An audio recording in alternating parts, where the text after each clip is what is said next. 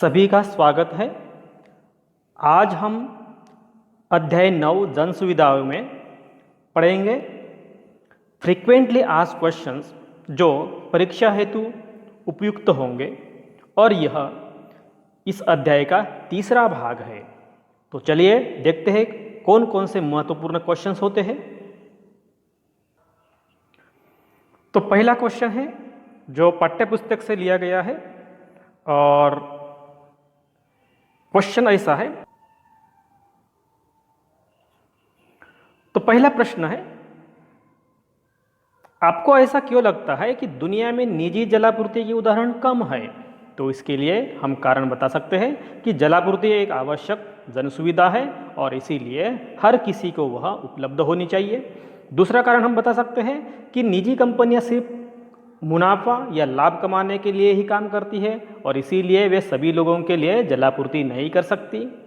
यदि निजी कंपनियों के हाथों में अगर ये जलापूर्ति की सुविधा प्रदान की जाती है तो वो उनकी कीमतें बहुत ऊंची हो सकती है और इसीलिए निजी जलापूर्ति के कम उदाहरण पाए जाते हैं और सरकार ही ज़्यादा से ज़्यादा इस तरह से सुविधा प्रदान करने की कोशिश करते हैं। दूसरा प्रश्न है, क्या आपको लगता है कि चेन्नई में सबको पानी की सुविधा उपलब्ध है और वे पानी का खर्च उठा सकते हैं? तो जवाब में हम बोल सकते हैं कि नहीं, चेन्नई में सभी को सम प्रमाण में या समतापरक पानी की सुविधा उपलब्ध नहीं है, क्योंकि जैसे उदाहरण में हमने इसके पहले देख चुके हैं कि अन्ना नगर में बाकी इलाकों की अपेक्षा पानी की आपूर्ति तो ठीक है, लेकिन मइलापुर मणिपाक्कम में पानी की आपूर्ति कम है, लेकिन यहाँ के निवासी बाजार से पानी खरीदी कर लेते हैं।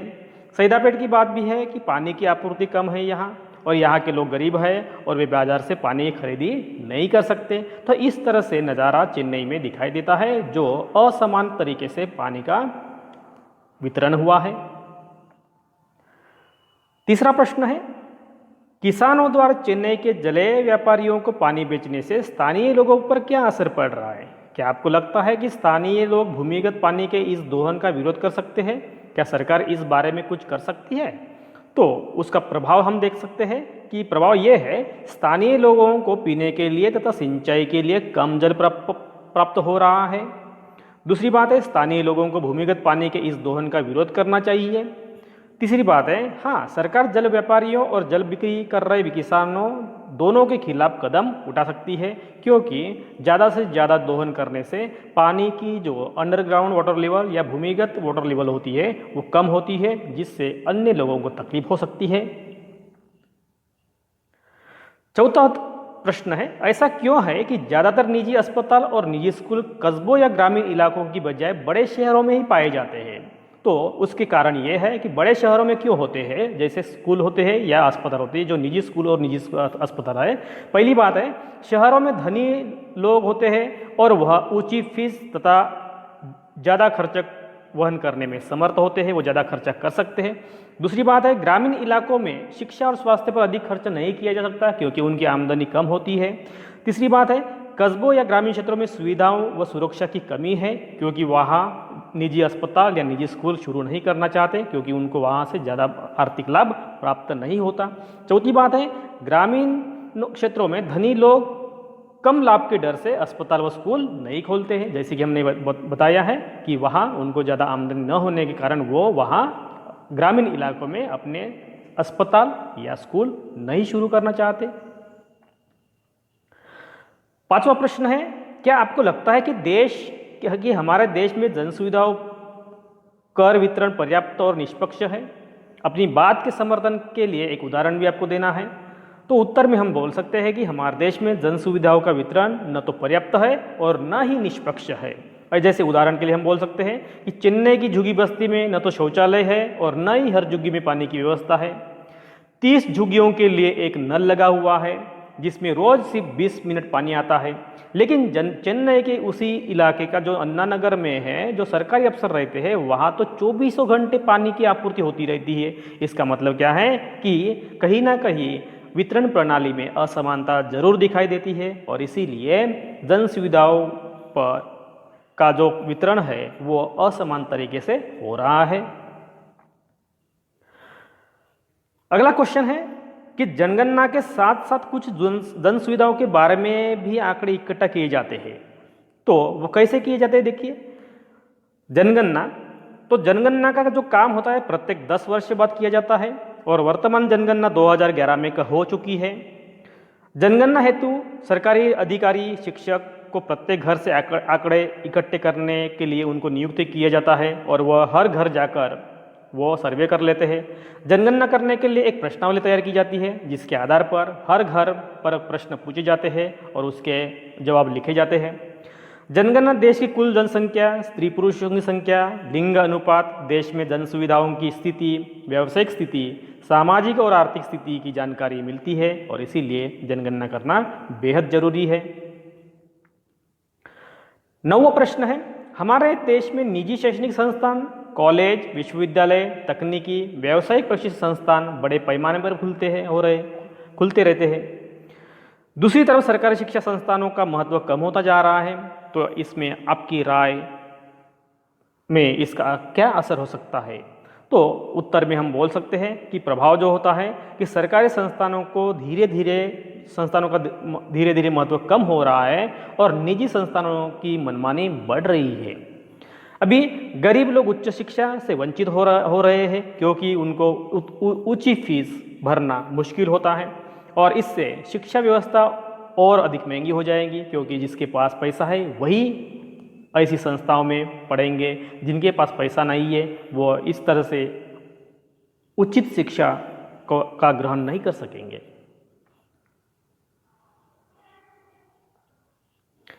एक और प्रश्न दिया गया है कि आप किसकी राय से सहमत है। यह आपको बताया गया है कि अमू की राय से हम सहमत है क्योंकि हमारे संविधान ने बहुत सारी जन सुविधाओं को जीवन के अधिकार का हिस्सा मान लिया है।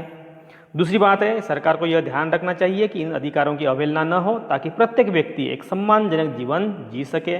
इस तरह से हम अपनी राय दे सकते हैं। ये है प्रश्न पहला जो पेज पाठ्य पुस्तक जो पेज नंबर है 111 पर है।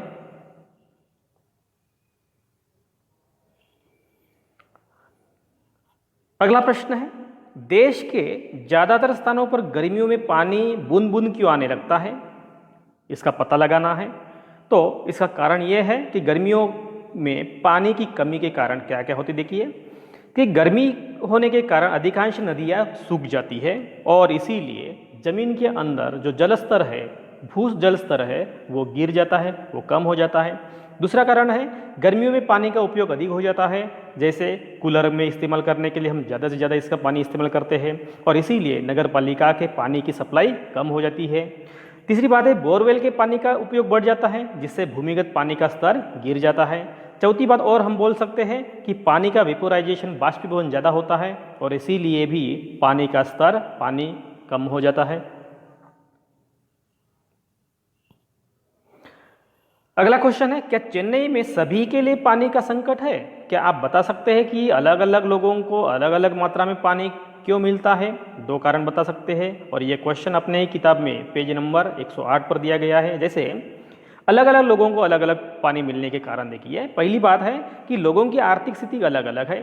जो आर्थिक रूप से सक्षम है वो बाजार से पानी खरीदी कर सकते हैं और अपनी ज़रूरत को पूरी कर सकते हैं, लेकिन जो गरीब लोग होते हैं उनकी आमदनी कम होती है और नगर पालिका की पानी की सप्लाई या बोरवेल के पानी पर ही उनको निर्भर रहना पड़ता है। दूसरा कारण है राज्य सरकार ने पानी के सुचारू वितरण के लिए उचित कदम नहीं उठाए हैं और इसीलिए गरीब लोगों को उसकी ज़्यादा तकलीफ होती है। अगला क्वेश्चन है, जन सुविधा क्या होती है? जन सुविधाएं मुहैया कराने की जिम्मेदारी सरकार पर क्यों होनी चाहिए?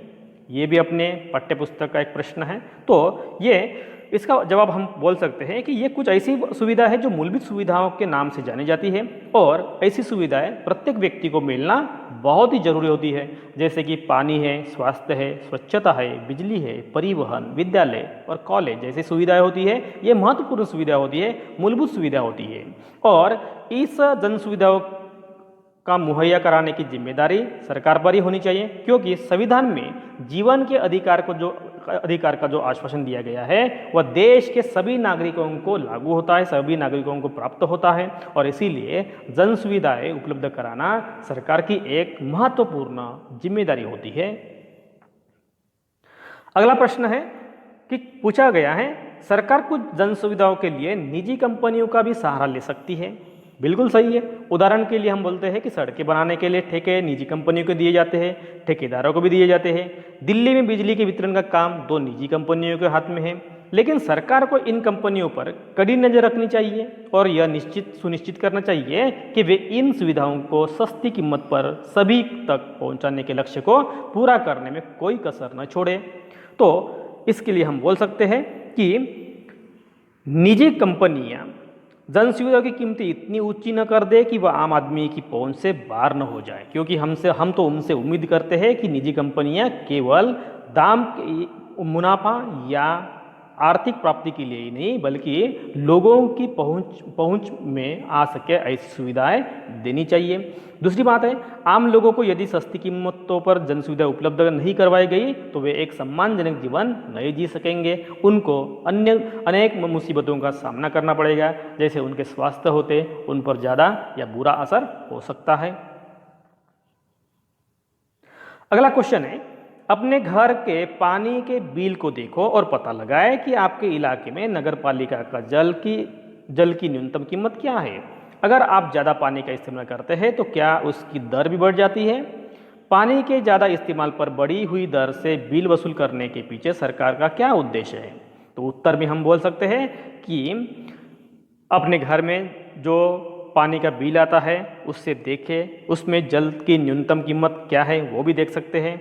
और सरकार का उद्देश्य इसके पीछे यही है कि लोग पानी का इस्तेमाल सोच समझ कर करें और पानी को व्यर्थ में बर्बाद ना करें, क्योंकि यही पानी आगे भी किसी न किसी काम के लिए आ सकता है और इसीलिए उसको व्यर्थ में बर्बाद नहीं करना चाहिए।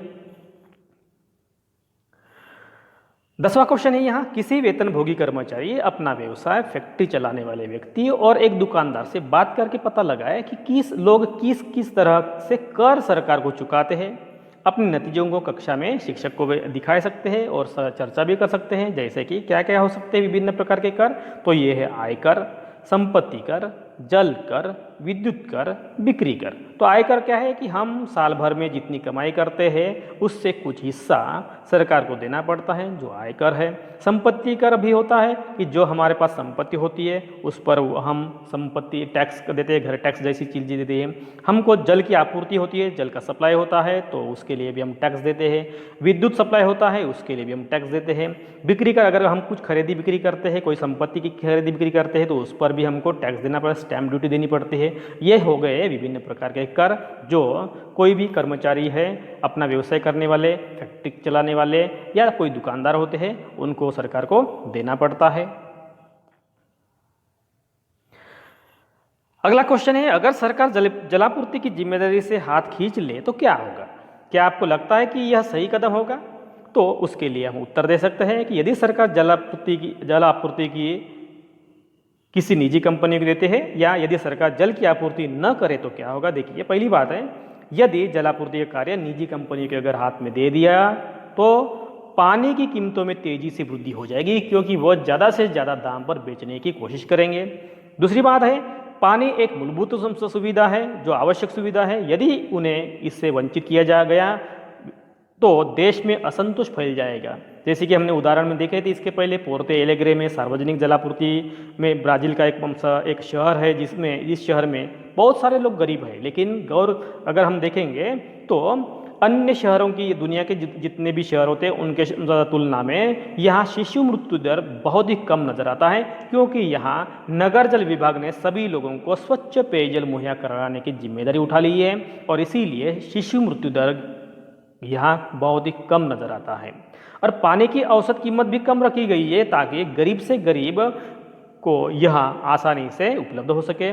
गरीबों से केवल आधी कीमत ली जाती है और विभाग को भी फायदा होता है कि जो पैसा आता है उसका इस्तेमाल वो जलापूर्ति के सुधार में किया जाता है और जल विभाग का काम पारदर्शी ढंग से चलता है। और विभाग को कौन सी भी योजना अगर चलानी है उसको शुरू करनी है तो इसके बारे में सब लोग मिलकर तय करते हैं। जनसभाओं में जनता प्रबंधकों को का पक्ष सुनती है और जल विभाग की प्राथमिकता तय करने में वो वोट के जरिए फैसला करती है। और इस तरह से पोर्ते एलेग्रे जो ब्राज़ील का एक शहर है वहाँ एक ऐसी व्यवस्था चलती है। और इसीलिए सरकार अगर इस तरह से अपनी जिम्मेदारी से हाथ खींच लेती है तो उसके दुष्परिणाम भी हो सकते हैं। अगला प्रश्न है, ऊपर के भाग में आए मुख्य विचारों पर चर्चा करें। जैसे जलापूर्ति सुधार के लिए आपकी राय में क्या किया जा सकता है। तो हम अपनी राय दे सकते हैं कि पहली बात है कि पाइप द्वारा जो पानी आता है उसमें अगर कुछ रिसाव होता है तो उस रिसाव को रोकने के लिए, उसमें से होने वाली क्षति को रोकने के लिए काम करना चाहिए, उसको रिपेयरिंग करना चाहिए। दूसरी बात है, लोगों में जल संरक्षण के प्रति जागरूकता पैदा करनी चाहिए। तीसरी बात है, संचार माध्यमों का इस्तेमाल करते हुए जल संरक्षण के विभिन्न तरीकों का प्रचार और प्रसार भी करना चाहिए। चौथी बात है, लोगों में वर्षा जल संग्रहण जिसको रेन वाटर हार्वेस्टिंग बोलते हैं उसके प्रति चेतना पैदा करनी चाहिए ताकि लोग अपने घरों से बारिश में जो पानी आता है, घरों से ऊपर से पानी जो गिरता है वो केवल जमीन के अंदर ही जाना चाहिए। इस प्रकार की तकनीक या इस प्रकार की योजना बना सके। 13वां क्वेश्चन है आपके लिए, क्या आपको ऐसा लगता है कि पानी और बिजली जैसे संसाधनों को बचाना और सार्वजनिक परिवहन साधनों का इस्तेमाल करना बेहतर है? तो हाँ, इसके उत्तर में हम बोल सकते हैं हाँ बिल्कुल सही बात है, क्योंकि इससे आवश्यकता के समय हम इनके अभाव का सामना नहीं करना पड़ेगा। क्योंकि अगर हम पहले ही इस्तेमाल करेंगे और समाप्त हो जाएंगी तो जब आवश्यकता पड़ेगी तो हमारे पास कुछ बचा ही नहीं रहेगा और इसीलिए इस अभाव का हमको सामना करना पड़ेगा। दूसरी बात है, इस सार्वजनिक परिवहन साधनों का ज़्यादा प्रयोग करना चाहिए क्योंकि इससे ईंधन की बचत होती है। क्योंकि हर कोई अगर अपने अपने व्यक्तिगत वाहन लेकर जाना शुरू करेंगे तो ज़्यादा से ज़्यादा ईंधन का इस्तेमाल किया जाएगा जिससे प्रदूषण भी हो सकता है और आर्थिक स्वरूप से भी हानि हो सकती है। तीसरी बात है, सार्वजनिक परिवहन के अधिक प्रयोग से प्रदूषण कम होगा, बिल्कुल सही है। तो इसीलिए हम इसको बचाना, संसाधन जैसी चीज़ें होती है उसको बचाना और उसको संरक्षण करना भी बेहद जरूरी है। अगला क्वेश्चन है, क्या आपको लगता है कि समुचित स्वच्छता सुविधाओं के अभाव से लोगों का जीवन प्रभावित होता है? तो कैसे होता है? उसके लिए उत्तर में हम बोल सकते हैं कि इससे लोगों के जीवन पर क्या प्रभाव पड़ता है। देखिए, इससे कई जलजन्य बीमारियां, वाटरबॉर्न डिसीज जिसको बोलते हैं, वो फैलती है। दूसरी बात है, वातावरण में प्रदूषण फैलता है और तीसरी बात है, गंदगी फैलने से बीमारियां और ज़्यादा फैलती है जिसका परिणाम आम लोगों पर होता है। अगला क्वेश्चन है, आपको ऐसा क्यों लगता है कि औरतों और लड़कियों पर ज़्यादा गहरा असर पड़ेगा जो अस्वच्छता होता है? अस्वच्छता होती है तो औरत और लड़कियों पर क्यों ज़्यादा असर पड़ता है? तो उसके लिए हम बोल सकते हैं कि औरत और लड़कियों के अधिक प्रभावित होने के कारण देखिए, पहली बात है, पुरुष घर से बाहर काम पर चले जाते हैं लेकिन लड़कियां और औरतें घर पर ही रहती है और इसीलिए घर में अगर अस्वच्छता है तो उसका असर उनके सेहत पर हो सकता है। दूसरी बात है, औरतों और लड़कियों को ज़्यादा समय अस्वच्छ वातावरण में बिताना पड़ता है जबकि पुरुषों को कम समय में रहना पड़ता है और इसीलिए घर में या अपने आसपास स्वच्छता होना बेहद जरूरी है।